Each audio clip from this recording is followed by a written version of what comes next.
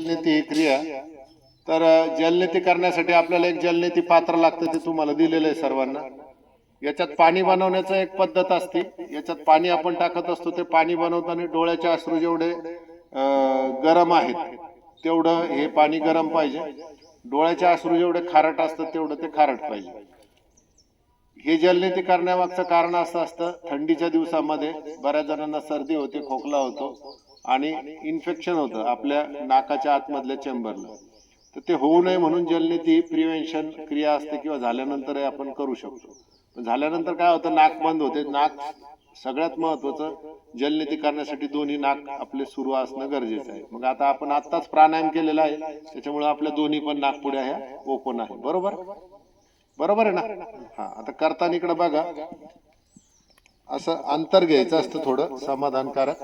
पायामध्ये मान एक हात गुडघ्यावर रेस्ट करायचा, मान थोडी अशी वरती करायची, हे बघा, आणि याला लावायचं. लावल्यानंतर हे थोडं वर घ्यायचं, तोंड उघडं ठेवायचं.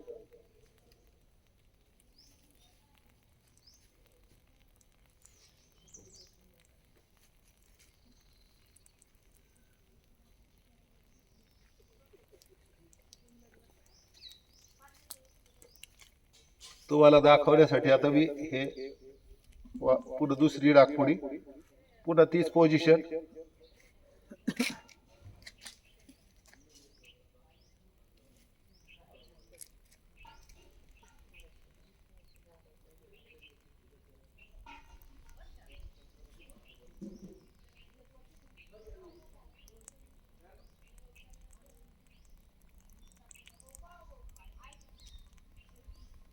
अशा प्रकारे हे करायचं. नंतर नाक साफ करून घ्यायचं. नाक स्वच्छ साफ करून घ्यायचं. पुन्हा दुसऱ्या नाकपुडीतून करायचं. चला सुरू करा आता सर्वांनी. एकदा सर्वांचा व्हिडिओ घे.